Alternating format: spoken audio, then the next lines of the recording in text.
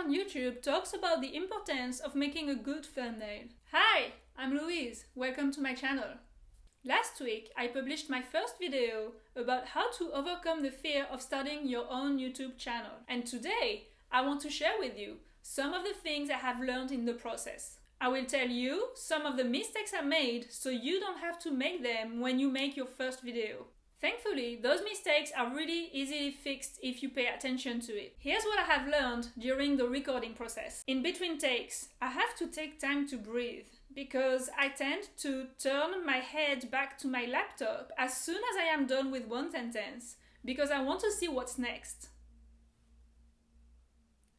And I just did it again. This is really something to avoid because it's really hard to get rid of it in the editing process. It's very important to breathe and relax in between takes. Another thing I forgot was to ask for full engagement at the end of the video. So I will make sure I do it this time. Now, let's talk about what I have learned in the editing process and after publishing the video. Zooming in and zooming out. My first video has no movement in it, and that's not great. It's not very engaging. When I'm editing this video, I will practice, see if it's more engaging. So many of my sentences started with so. So I gave myself, once I knew. That is why practicing before recording is important. And that is something I talked about in my previous video. If you practice and you watch yourself, it's way easier to be aware of it and to catch it when you do it. Another thing is that I need a color palette for my channel.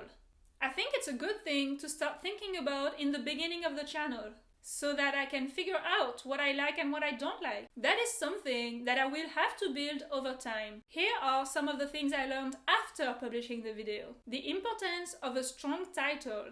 I need to spend more time figuring out a good title for my video. With that title, do some research on YouTube and see if that's actually a subject and a title that people are looking for. I need to create an end screen for my videos. At the time of recording this video, I don't have one yet. I don't think I will have the time to create one for this video, but it's definitely something I want to get done before my 5th video. Another mistake I made was to not take the time to create a thumbnail.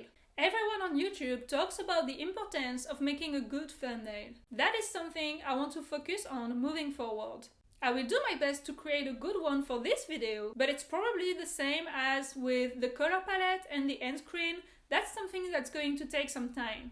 That's it for this video. If you got any value out of this video, please consider subscribing to my channel and give this video a like.